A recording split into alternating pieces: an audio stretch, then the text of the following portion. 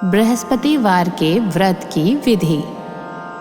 बृहस्पतिवार को जो भी स्त्री पुरुष व्रत करें, उनको चाहिए कि वो दिन में एक ही समय भोजन करें, क्योंकि बृहस्पतेश्वर भगवान का इस दिन पूजन होता है। और भोजन पीले चने की दाल आदि का सेवन करें, परंतु नमक नहीं खावें और पीले वस्त्र पहने। पीले ही फलों का प्रयोग करें। पीले चंदन से पूजन करें। पूजन के बाद प्रेम पूर्वक गुरु महाराज की कथा सुननी चाहिए। इस व्रत को करने से मन की इच्छाएं पूरी होती हैं और बृहस्पति महाराज प्रसन्न होते हैं। धन, पुत्र, विद्या तथा मन वांछित फलों की प्राप्ति होती है। परिवार को सुख और शांति मिलती है। इसीलिए ये व्रत सर्वश्रेष्ठ और अति फलदायक है। सब स्त्री पुरुषों को ये व्रत जरूर करना चाहिए। इस व्रत में केले का पूजन होता है। कथा और पूजन के समय मन, क्रम, वचन से शुद्ध होकर जो इच्छा हो, बृहस्पति देव की प्रार्थना करनी चाहिए। उसकी इच्छाओं को बृहस्पति देव अवश्य पूर्ण करते हैं। अथ श्री बृहस्पतिवार कथा। एक समय की बात है कि भारतवर्ष में एक नृपति राज्य करता था। वो बड़ा ही प्रतापी और दानी था। वो नित्य प्रतिदिन मंदिर में दर्शन करने जाता था। वो ब्राह्मण और गुरु की सेवा भी करता था। उसके दरवाजे से कोई भी निराश होकर नहीं लौटता था। वो प्रत्येक गुरुवार को व्रत रखता एवं पूजन करता था। हर एक दिन गरीबों की सहायता भी करता था, परंतु ये सब बातें उसकी रानी को अच्छी नहीं लगती थी। वो तो ना ही व्रत करती और ना ही किसी को एक पैसा दान देती, तथा राजा से भी हमेशा कहा करती थी कि आप ये दान पुण्य के काम मत किया करिए। एक समय की बात है, राजा तो शिकार खेलने वन को गए। घर पर रानी और उनकी दासियां थीं। उस समय गुरु बृहस्पति जी ने राजा के घर पर भिक्षा मांगने की सोची। जब उन्होंने भिक्षा मांगी तो रानी यूं कहने लगी, हे साधु महाराज, मैं इस दान पुण्य से तंग आ गई हूँ। मेरे से तो घर का कार्य ही नहीं संपन्न होता। इस कार्य के लिए ना मेरे पतिदेव ही बहुत हैं। अब आप इस प्रकार की कृपा करें कि ये सब धन नष्ट हो जाए और मैं आराम से रह सकूं। साधु बोला, हे देवी, तुम तो बड़ी ही विचित्र हो। संतान और धन से कोई भी दुखी नहीं होता। इसको सभी चाहते हैं। पापी भी पुत्र की और धन की इच्छा करता है। अगर आपके पास धन अधिक है तो भूखे मनुष्य को भोजन कराओ, प्याऊ लगवाओ, ब्राह्मणों को दान दो, धर्मशाला बनवाओ, तालाब, कुएं, बावड़ी, बाग, बगीचे आदि का निर्माण करवाओ। निर्धन मनुष्य की कुंवारी कन्याओं का विवाह करवाओ और यज्ञ आदि कर्म करो। इस प्रकार के कार्यों से आपका कुल और आपका नाम परलोक में सार्थक होगा एवं स्वर्ग की प्राप्ति होगी। मगर रानी इन बातों से खुश ना हुई और बोली, हे साधु महाराज, मुझे ऐसे धन की भी आवश्यकता नहीं जिसको और मनुष्यों को दान कर दूं, तथा जिसको रखने उठाने में मेरा सारा समय बर्बाद हो। साधु ने कहा, हे देवी, तुम्हारी ऐसी ही इच्छा है तो ऐसा ही होगा। मैं तुम्हें बताता हूँ, वैसा करना। बृहस्पतिवार के दिन घर को गोबर से लीपना, अपने केशों को धोना, केशों को धोते समय स्नान भी करना, राजा से कहना कि वह हजामत करवाए, भोजन में मांस मदिरा खाना, कपड़ा धोबी के यहाँ धुलवाने डालना। इस प्रकार 7 बृहस्पतिवार करने से तुम्हारा सब धन नष्ट हो जाएगा। ऐसा कहकर साधु अंतर ध्यान हो गए। रानी ने साधु के कहने के अनुसार वैसा ही किया।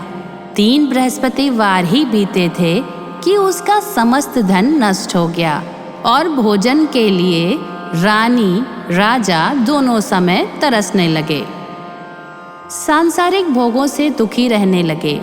तब राजा रानी से कहने लगा कि रानी, तुम यहाँ पर रहो, मैं दूसरे देश को जाऊं, क्योंकि मुझे यहाँ पर सभी मनुष्य जानते हैं, इसीलिए कोई कार्य नहीं कर सकता।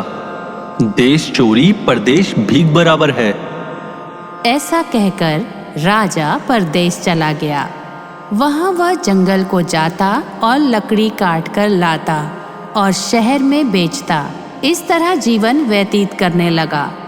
इधर राजा के घर रानी व दासी दुखी रहने लगी। किसी दिन भोजन मिलता और किसी दिन जल पीकर रह जाती।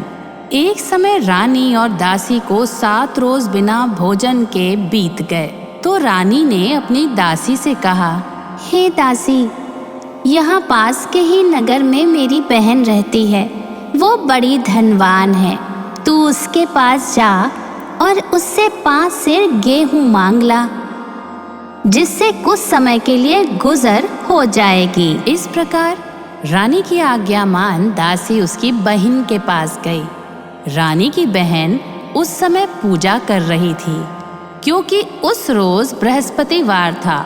जब दासी ने रानी की बहन को देखा तो उससे बोली, हे रानी, तुम्हारी बहन ने मुझे भेजा है, मेरे लिए 5 सेर गेहूं तो दे दो। इस प्रकार दासी ने अनेक बार कहा, परंतु रानी ने कुछ उत्तर नहीं दिया, क्योंकि वो उस समय बृहस्पतिवार की कथा सुन रही थी।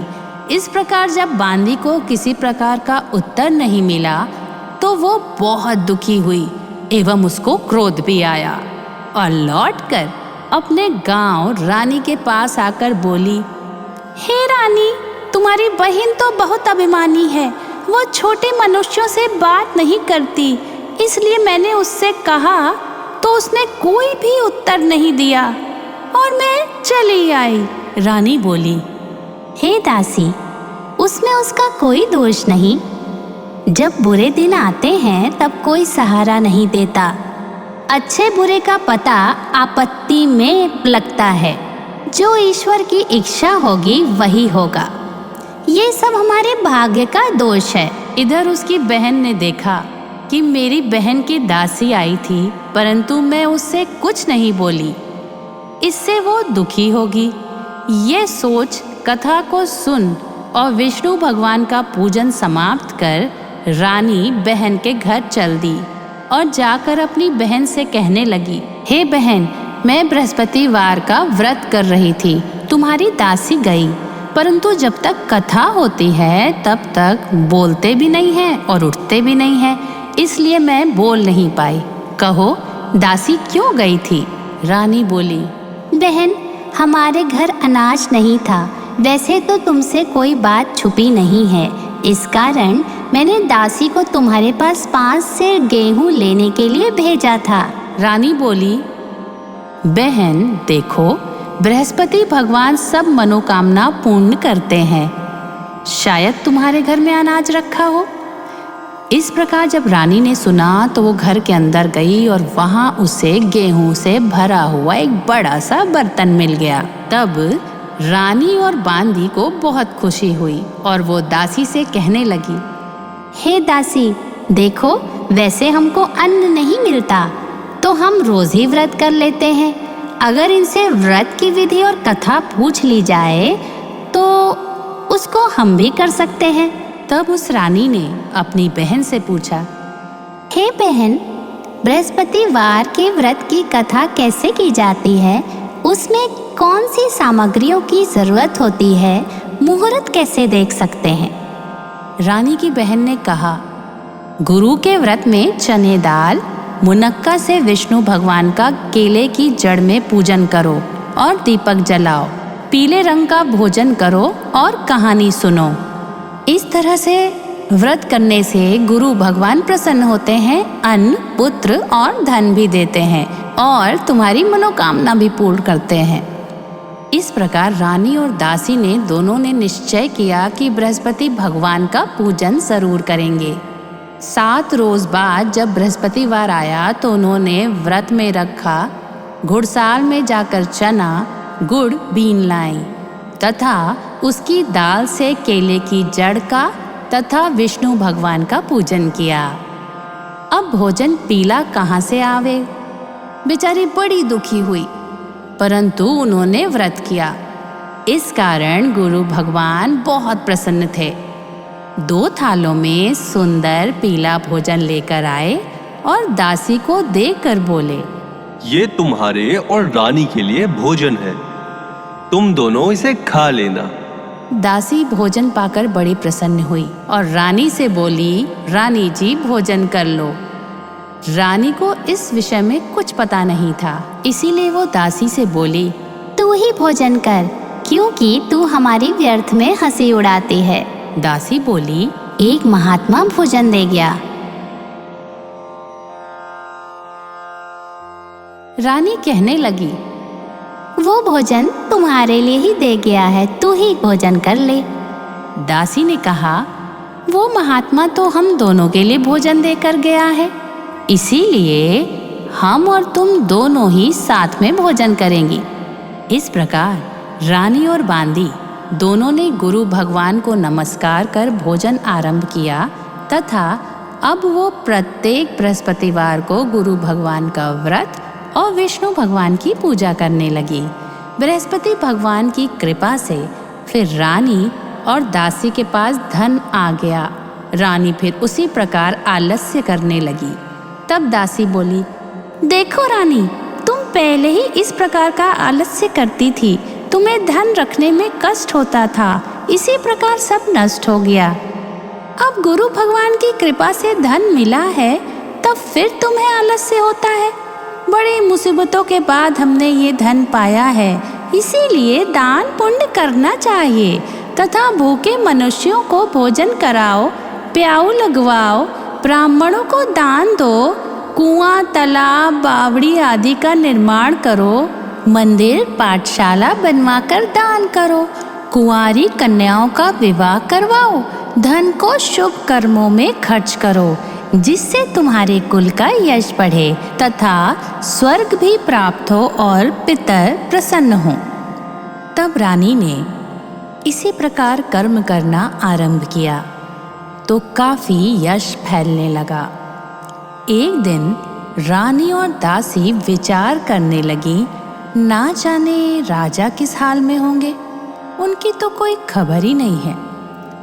गुरु भगवान से प्रार्थना की और गुरु भगवान ने राजा को स्वप्न में कहा, हे राजा, उठ, तेरी रानी तुझको याद करती है, अपने देश को जा। राजा प्रातः काल उठा और विचार करने लगा। स्त्री जाति खाने और पहनने की संगनी होती है, पर वो भगवान की आज्ञा मानकर अपने नगर के लिए चलने को तैयार हो गया। इससे पूर्व जब राजा परदेश चला गया तो परदेश में दुखी रहने लगा था। दिन प्रतिदिन जंगल में से लकड़ी बीन कर लाता और उन्हें शहर में बेचकर अपने दुखी जीवन को बड़ी कठिनता से व्यतीत करता था। एक दिन राजा दुखी हो अपनी बातों को याद करके रोने लगा।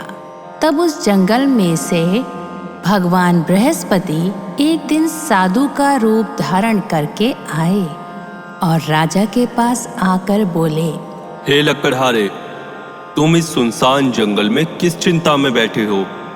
मुझे बताओ। ये सुनकर राजा के नेत्रों में जल भर आया और साधु की वंदना करते हुए बोला, हे भगवान, आप सब कुछ जानते हो।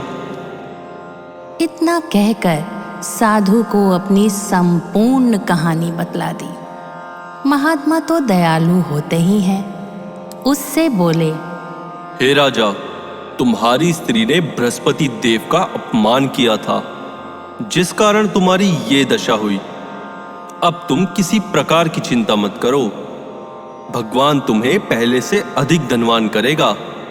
देखो, तुम्हारी स्त्री ने भी गुरुवार का व्रत प्रारंभ कर दिया है और तुम मेरा कहा मानकर बृहस्पति का व्रत करके चने की दाल, गुड़, जल के लोटे में डालकर केले का पूजन करो।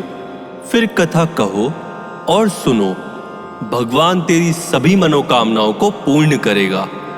साधु को प्रसन्न देखता हुआ राजा बोलने लगा, हे प्रभु, मुझे लकड़ी बेचकर इतना पैसा नहीं मिलता जिससे भोजन करने के उपरांत कुछ बचा सकूं।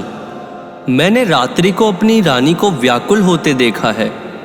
मेरे पास ऐसा कुछ भी नहीं जिससे उसकी खबर मंगा सकूं, और फिर कौन सी कहानी कहूं यह मुझको मालूम ही नहीं।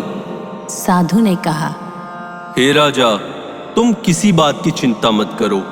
बृहस्पतिवार के दिन तुम रोजाना की तरह लकड़ियां लेकर शहर को जाओ। तुमको रोज से दुगना धन प्राप्त होगा, जिससे तुम भली भांति भोजन कर लोगे तथा बृहस्पति की पूजा का सामान भी आ जाएगा। बृहस्पति की कहानी निम्न प्रकार से है। फिर उस साधु ने बृहस्पति देव की कहानी सुनानी शुरू की। प्राचीन काल में एक ब्राह्मण था। वह बहुत निर्धन था। उसकी कोई भी संतान नहीं थी। उसकी स्त्री बहुत मलिनता के साथ रहा करती थी। वह स्नान न करती, किसी देवता का पूजन न करती, प्रातःकाल उठते ही सर्वप्रथम भोजन करती, बाद में कोई अन्य काम करती। इससे ब्राह्मण देवता बहुत दुखी थे। बेचारे कुछ करते थे किंतु उसका कोई परिणाम न मिलता। भगवान की कृपा से ब्राह्मण की स्त्री के कन्या रूपी रत्न पैदा हुआ और वह कन्या अपने पिता के घर में बड़ी होने लगी। वह बालिका प्रातः स्नान करके विष्णु भगवान का जाप करने लगी। बृहस्पतिवार को व्रत करने लगी।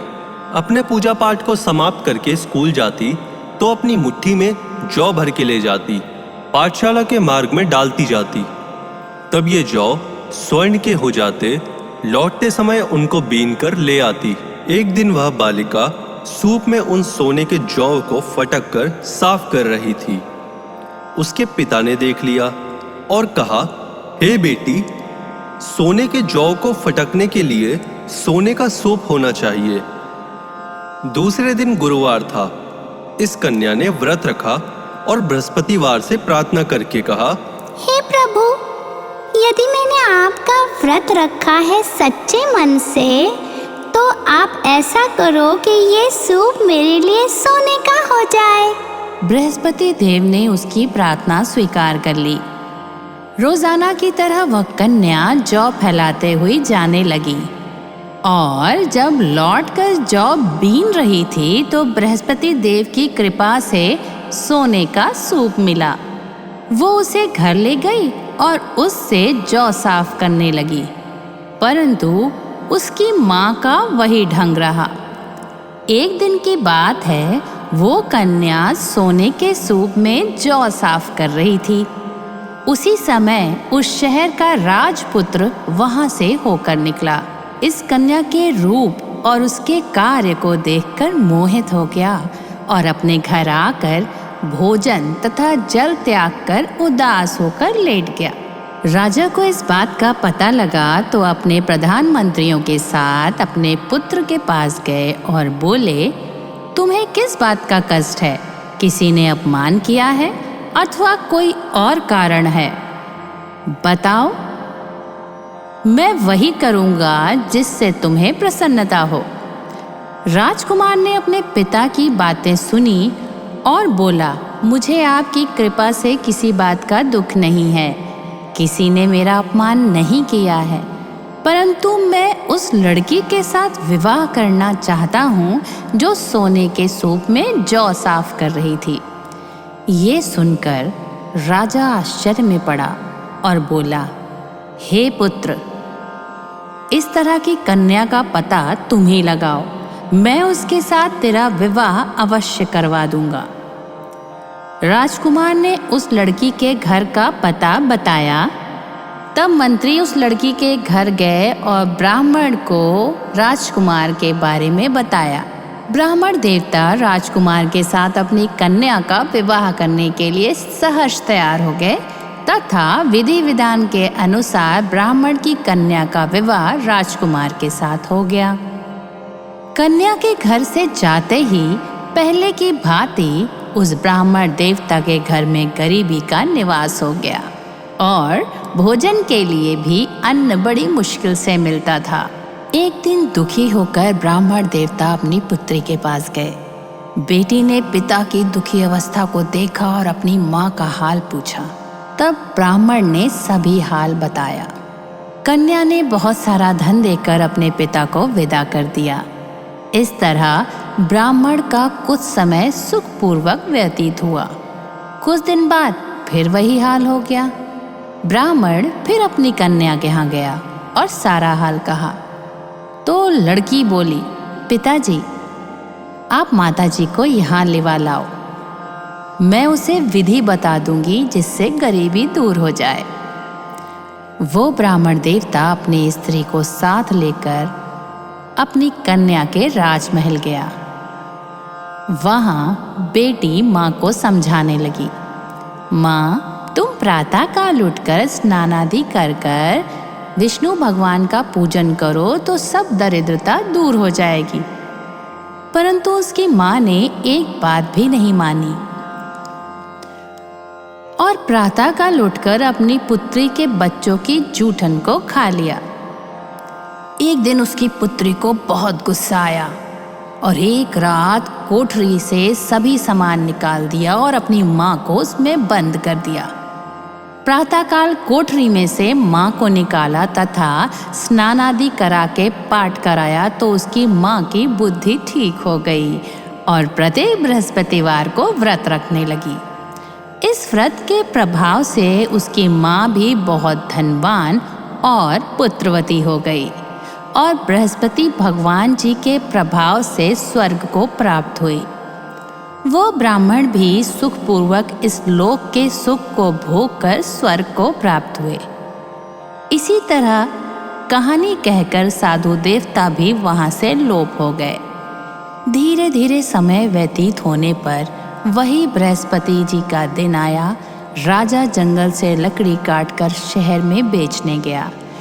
उसे उस दिन अन्य दिनों से और अधिक पैसा मिला।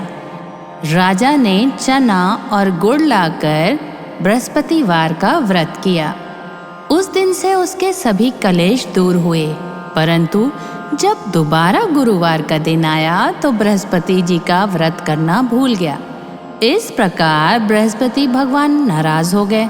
उस नगर के राजा ने विशाल यज्ञ का आयोजन किया तथा शहर में ये घोषणा करा दी कि कोई भी मनुष्य अपने घर में भोजन ना बनावे, ना आग जलाए। समस्त जनता मेरे यहाँ भोजन करने आए। इस आज्ञा को जो नहीं मानेगा उसको फांसी की सजा दी जाएगी। इस तरह की घोषणा संपूर्ण नगर में करवा दी गई। राजा की आज्ञा अनुसार शहर के सभी लोग भोजन करने गए, लेकिन लकड़हारा कुछ देर से पहुंचा। इसीलिए राजा उसको अपने साथ घर ले गए और घर ले जाके भोजन करा ही रहे थे कि तभी रानी की दृष्टि उस खूंटी पे पड़ी जिस पर उसका हार लटका हुआ था। वो वहां पर दिखाई ना दिया। रानी ने निश्चय किया, मेरा हार इसी मनुष्य ने चुरा लिया है। उसी समय सैनिकों को बुलाकर उसको जेल खाने में डलवा दिया। वो राजा जेल में पड़ गया और बहुत दुखी होकर विचार करने लगा कि ना जाने कौन से पूर्व जन्म के कर्म से मुझे ये दुख प्राप्त हुआ। वो उसी साधु को याद करने लगा जो उसे जंगल में मिला था। उसी समय तत्काल बृहस्पति देव साधु का रूप लेके प्रकट हुए और राजा को देखकर कहने लगे, मूर्ख, तूने बृहस्पति देवता की कथा नहीं की, इस कारण तुझे यह सारे दुख प्राप्त हुए। अब चिंता मत कर, बृहस्पति के दिन जेल खाने के दरवाजे पर 4 पैसे पड़े मिलेंगे। उनसे तुम बृहस्पति देवता की पूजा करना, तेरे सभी कष्ट दूर हो जाएंगे। बृहस्पतिवार के रोज उसे 4 पैसे मिले।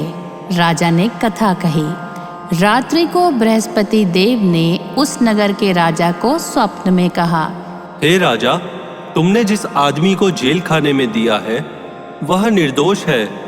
वो राजा है, उसे छोड़ देना। रानी का हार उसी खूंटी पर लटक रहा है। अगर तू ऐसा नहीं करेगा तो मैं तेरे राज्य को नष्ट कर दूंगा।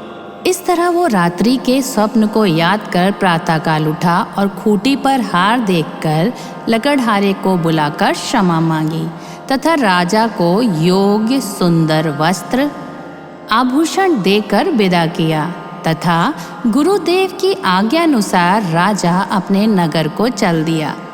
राजा जब नगर के निकट पहुंचा तो उसे बड़ा ही आश्चर्य हुआ। वहां पहले से अधिक बाग, तालाब और कुएं तथा बहुत सी धर्मशाला आदि बन गए थे। राजा ने पूछा कि ये किसका बाग है?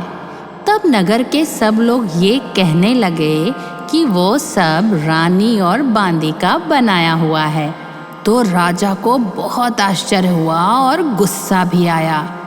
जब रानी ने खबर सुनी कि राजा आ रहे हैं तो उसने बांदी से कहा कि देख, राजा हमको कितनी बुरी हालत में छोड़ के गए थे, वो हालत देखकर लौट न जाएं, इसीलिए तू दरवाजे पर खड़ी हो जा।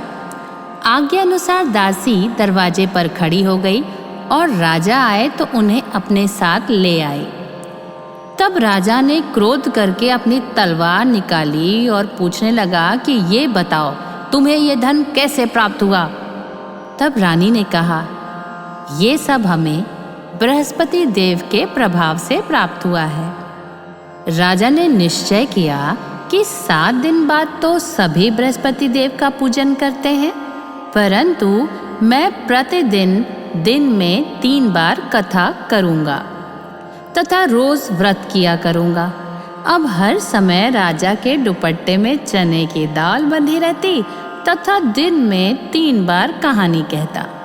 एक दिन राजा ने विचार किया कि चलो अपनी बहन के यहाँ चलते हैं। इस तरह निश्चय कर राजा घोड़े पर सवार हो अपनी बहन के यहाँ जाने को तैयार हुआ। मार्ग में उसने देखा कि कुछ आदमी एक मुर्दे को ले जा रहे हैं।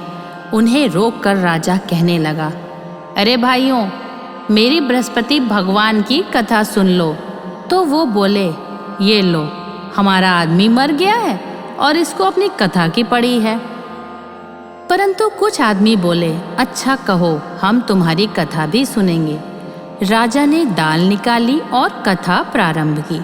अभी कथा आधी ही हुई थी कि मुर्दा हिलने लग गया और जब कथा समाप्त हुई तो राम राम कहकर वो मनुष्य खड़ा हो गया। आगे मार्ग में उसे एक किसान खेत में हल चलाता मिला। राजा ने उसे देखा और उससे बोला, अरे भैया, तुम मेरी बृहस्पतिवार की कथा सुनोगे? किसान बोला, जब तक मैं तेरे से कथा सुनूंगा तब तक 4 हरया जोत लूंगा। जा, अपनी कथा किसी और को सुनाना। इस तरह फिर राजा आगे चलने लगा। राजा के हटते ही बैल पछाड़ खा के गिर गए तथा किसान के पेट में बड़े जोर का दर्द होने लगा। उस समय उसकी माँ रोटी लेकर आई थी। जब उसने देखा तो अपने पुत्र से हाल पूछा और बेटे ने सभी हाल कह दिया। तो बुढ़िया दौड़ी दौड़ी घुड़सवार के पास गई और उससे बोली, मैं तेरी कथा सुनूंगी, तू अपनी कथा कह, मेरे खेत पर चलकर सुनाना।